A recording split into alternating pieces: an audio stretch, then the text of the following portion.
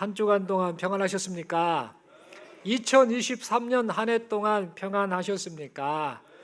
우리가 지금까지 살아온 모든 것들, 또 슬픈 일도 있고 또 고생도 하고 이런저런 일들을 많이 겪기는 했습니다만, 그런 가운데서도 여기까지 우리가 살고 또 우리 마음 가운데 기쁨이 사라지지 않는 것은 오직 하나님께서 우리에게 은혜를 베풀어 주셨기 때문입니다.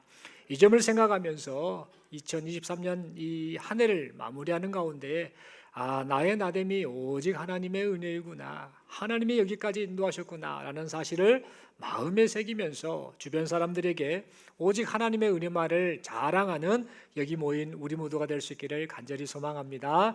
옆에 분에게 서로 인사합니다. 우리의 우리됨이 오직 하나님의 은혜입니다. 예, 감사합니다. 이 시간 저는 우리는 지금 믿음의 경주를 하는 중입니다 라는 제목 가지고 함께 하나님 말씀 받기를 원합니다. 말씀을 드린 것처럼 오늘은 2023년 이 한 해의 마지막 날입니다. 여러분 좀 마음이 묘하시지 않으십니까? 벌써 2023년 한 해가 이렇게 지나가는구나 라는 사실을 생각하면서 시간이 이렇게 빨리 지나가는구나 라는 생각과 동시에 그동안 살아왔던 여러 일들을 여러분들 한번 생각을 해 보실 거라고 생각이 됩니다. 그렇다면 여러분은 2023년 한 해를 어떻게 보내셨습니까? 이번 한 해를 내가 어떻게 보냈지 한번 가만히 한번 생각을 해 보셨으면 합니다.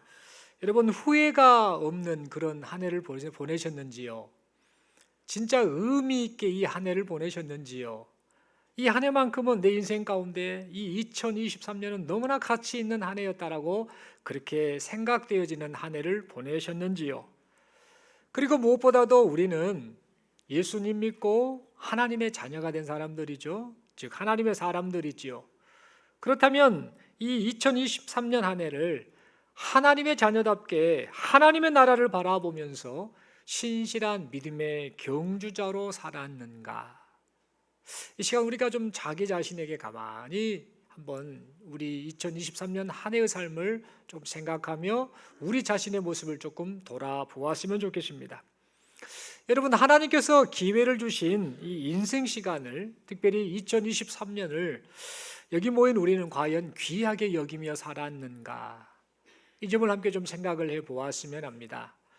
여러분 오늘 하나님께서는 이 빌립보서 말씀을 통해서 우리들로 하여금 2023년 한 해를 돌아보면서 이제 몇 시간 안 남았습니다. 내일 금방 이제 맞이하게 될 2024년 한 해는 다시금 마음을 다잡아라. 마음을 다잡고 믿음의 경주자로 살아라라고 이 빌립보서 말씀을 통해 우리에게 말씀하고 계십니다. 여러분 빌립보서는 바울이 로마 감옥에 갇혀 있는 상태에 사랑하는 빌립보 교회 성도들에게 보낸 편지입니다.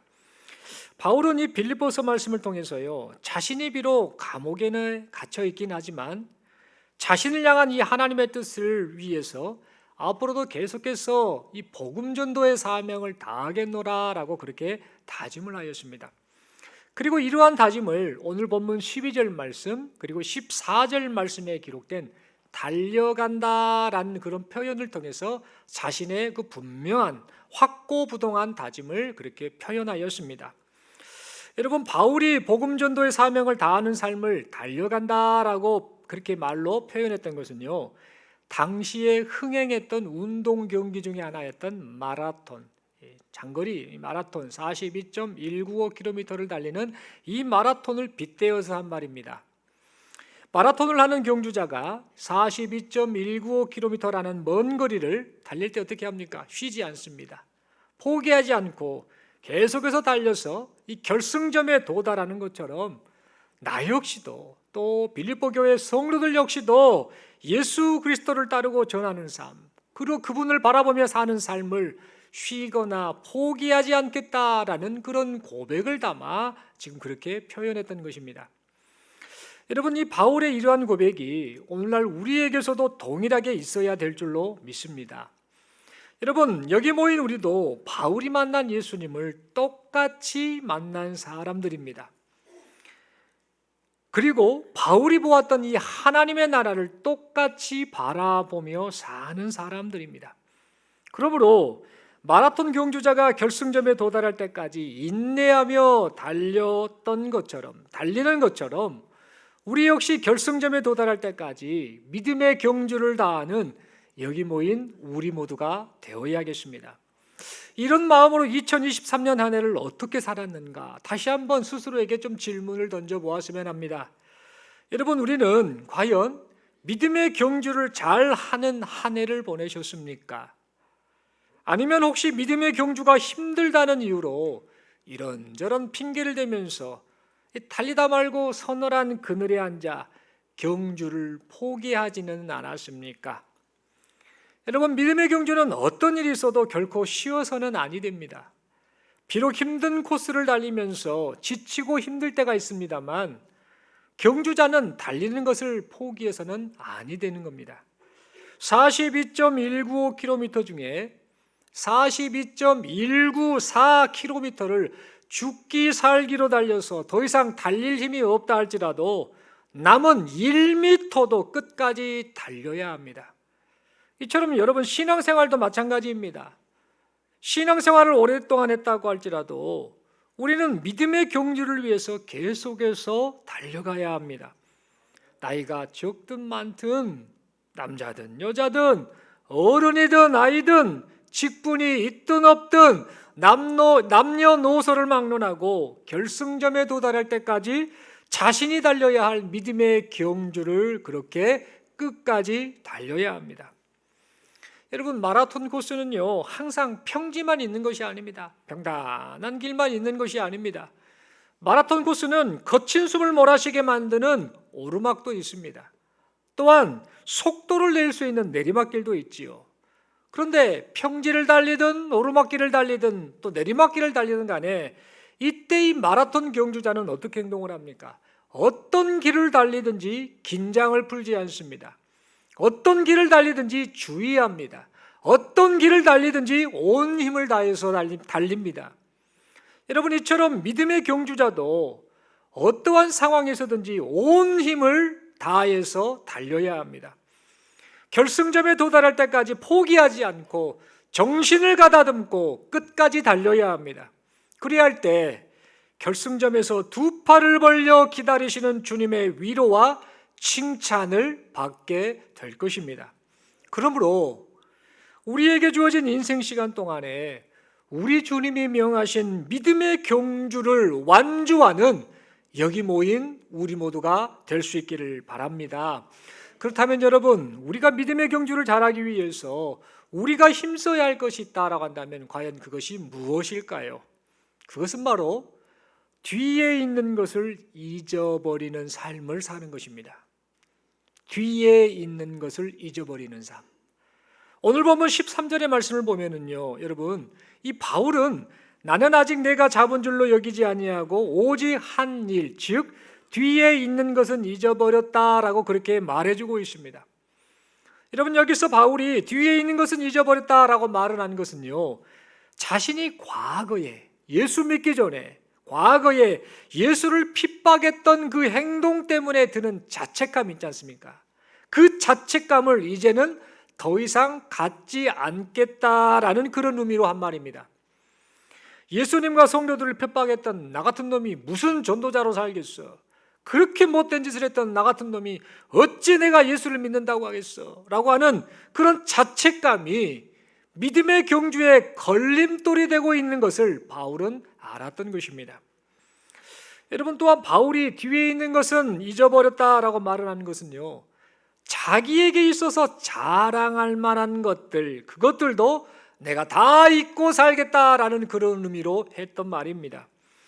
여러분, 바울은 당대 최고의 석학이었던 가말리엘이라는 끌랍비 스승의 이 문화생이었습니다.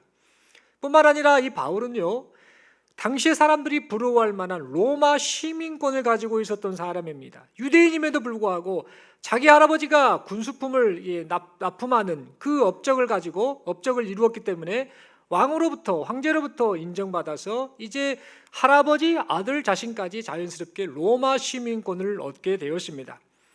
그러니까 사람들이 보기에 저 사람은 로마 시민권도 갖고 있는 사람이고 또 상당한 그 잘 배운 박사와 같은 수준 높은 사람이었던 것이지요. 뿐만 아니라 이 바울은 율법으로는 흠이 없는 사람이었습니다. 누가 봐도 경건해 보이는 사람이고 어디에다 내놔도 부끄러움 없고 당당하게 큰 소리 칠 수 있는 그런 존재였던 것입니다. 그런데 여러분, 바울은 자신이 자랑할 만한 것들을 이제 다 잊고 살겠다라고 그렇게 말을 하고 있습니다. 그렇다면 바울이 왜 이렇게 말을 했을까요?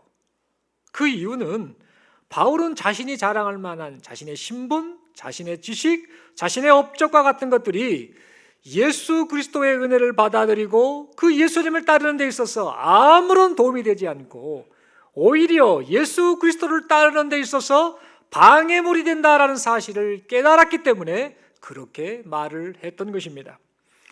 바울은 이런 것들을 기억하고 이 자신이 자책감을 가지고 또 자신이 그 자만심을 가지는 이런저런 것들을 기억하고 내세우면 내세울수록 하나님의 은혜를 망각하고 자신의 의만을 내세우는 율법주의로 돌아갈 것을 알았던 것입니다.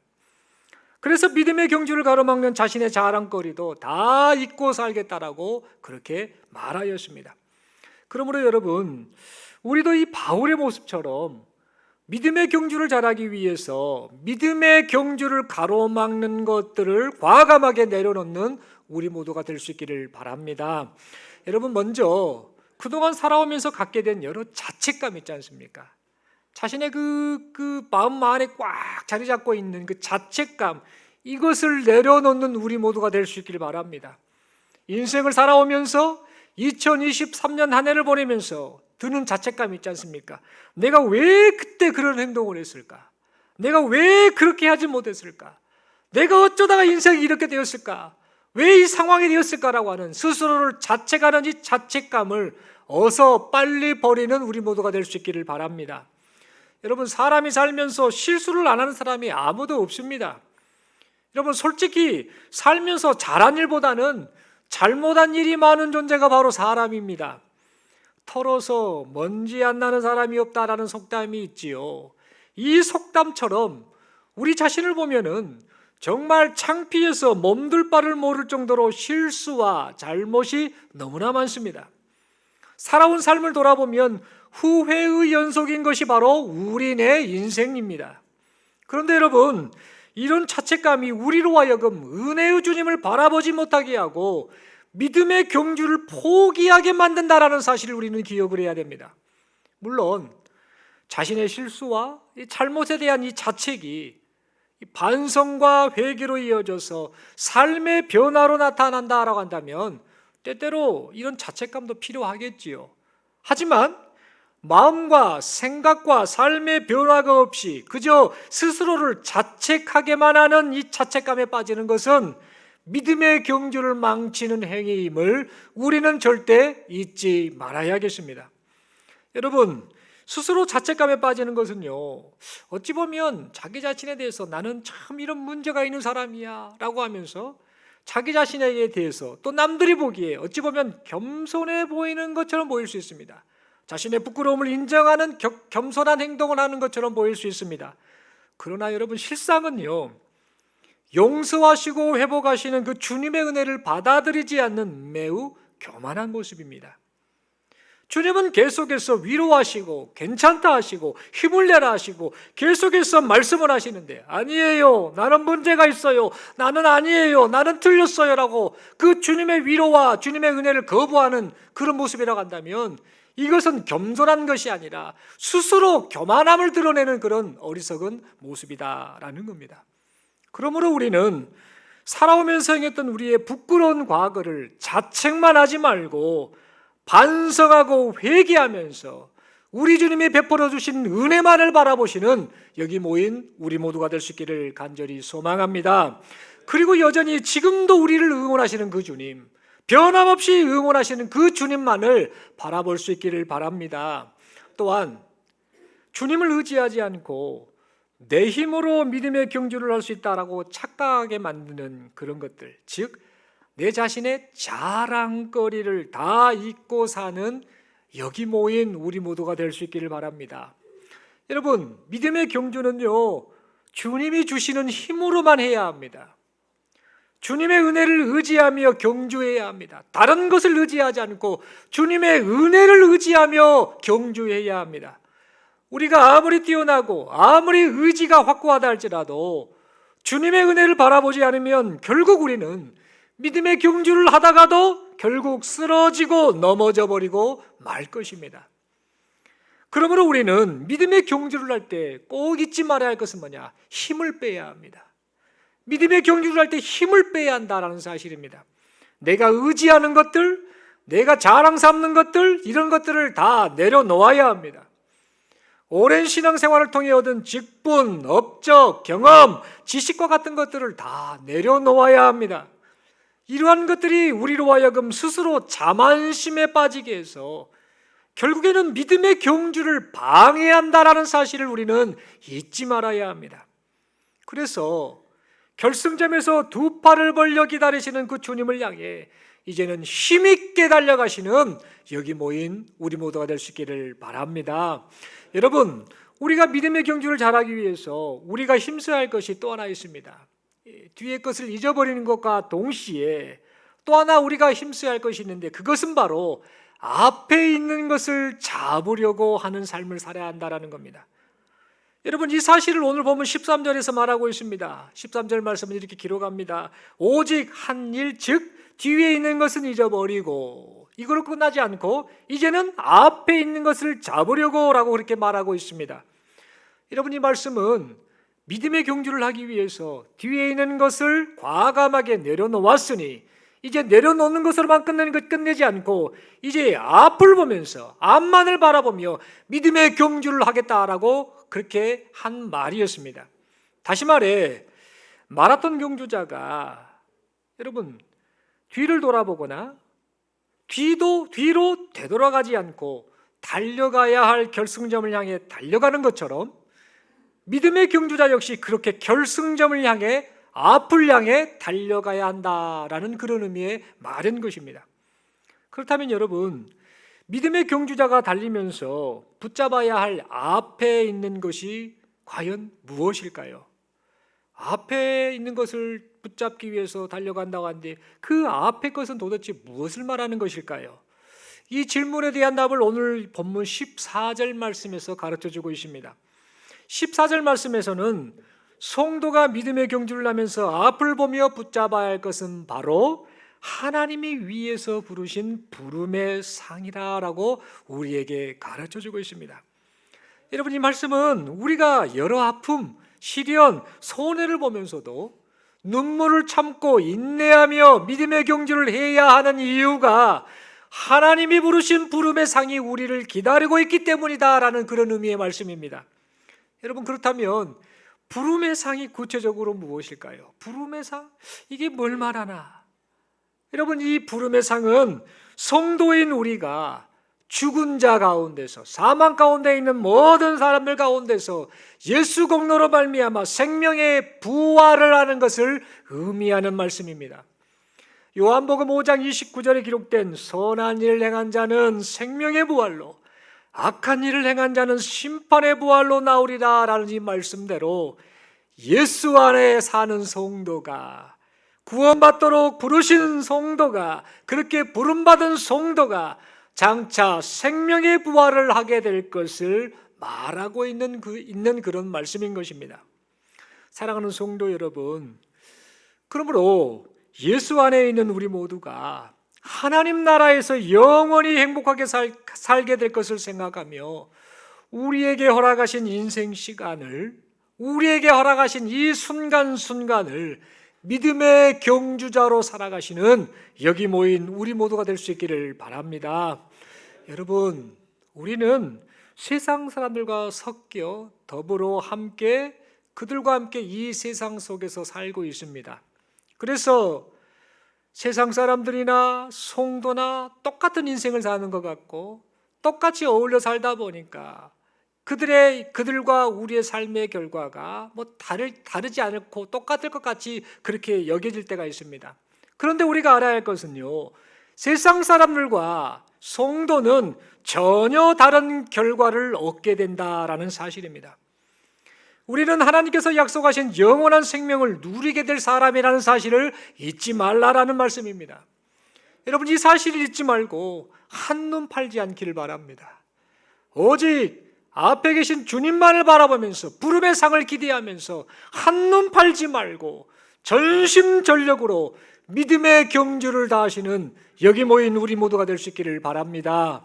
고린도전서 15장 58절은 우리에게 이렇게 말합니다. 그러므로 내 사랑하는 형제들아, 견실하며 흔들리지 말고 항상 주의 일에 더욱 힘쓰는 자들이 되라. 이는 너희 수고가 주 안에서 헛되지 않는 줄 알미라 라고 우리에게 말씀하고 있습니다. 여러분, 견실하며 무슨 뜻입니까? 튼튼하게, 굳건하게, 그런 뜻입니다. 믿음이 흔들리지 말고 세상 사람과 더불어 살지만 그들에 의해서 이리저리 휩싸이지 말고 튼튼하게, 굳건히, 견실하게 오직 주님만을 바라보며 그렇게 믿음의 경주를 하라라는 그런 의미의 말씀인 것입니다. 여러분, 때때로 믿음의 경주를 하다가 지치고 힘들 때가 있습니다. 여러분, 그러나 우리는 잊지 말아야 합니다. 마라톤 경주자가 달릴 때 어떻게 합니까? 이 마라톤 경주자가 달릴 때 지치지 않도록 하기 위해서 곳곳에 물병이 준비되어 있습니다. 여기저기 물병을 준비해서 갈증나지 않도록 그것을 공급받게 하지요. 또 어떻습니까? 마라톤 경주자가 경주할 때에 곳곳에 응원하는 사람들이 있습니다. 그래서 힘내라라고 응원하는 것을 우리는 보곤 합니다. 이처럼 하나님께서는 믿음의 경주를 하는 우리에게 때를 따라 은혜를 베풀어 주고 계십니다. 우리의 필요를 채워주시고 문제 때문에 고통하고 아파하고 힘들어하며 슬퍼할 때에 힘을 북돋아 주시면서 힘내라라고 지금도 변함없이 우리를 응원하고 계시다라는 사실입니다. 그러므로 이러한 사실을 잊지 말고 부르심의 상을 바라보면서 믿음의 경주를 포기하지 말고 한눈 팔지 말고 결승점에 도달할 때까지 이 믿음의 경주에 힘쓰는 여기 모인 우리 모두가 될 수 있기를 간절히 소망합니다.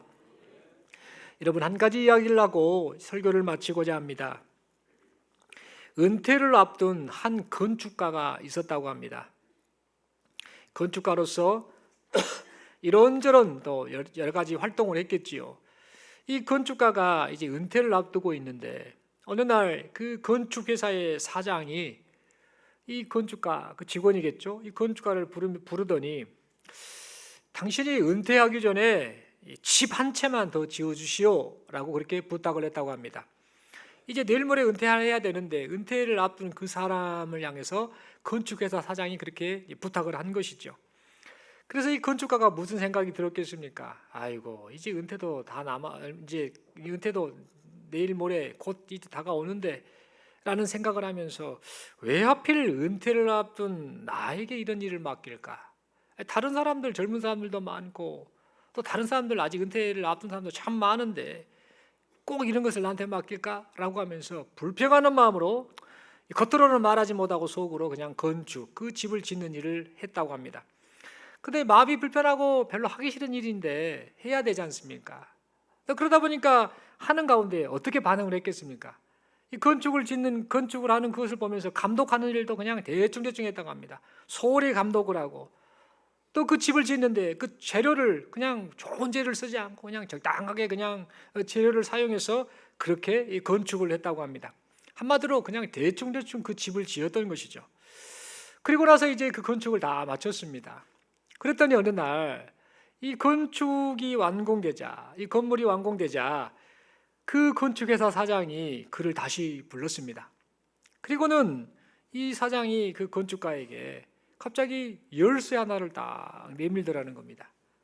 열쇠를 딱 내밀어주면서 하는 말, 당신이 건축한 이 집이 말입니다. 이 집이 우리 회사를 위해서 애써온 당신의 은퇴를 기념하는 내 선물이요 하고 이렇게 열쇠를 건네줬다고 합니다. 여러분, 이때 이 건축가가 무슨 생각이 들었겠습니까? 황당하지요. 속이 많이 상했답니다. 그리고 많이 후회를 했다고 합니다.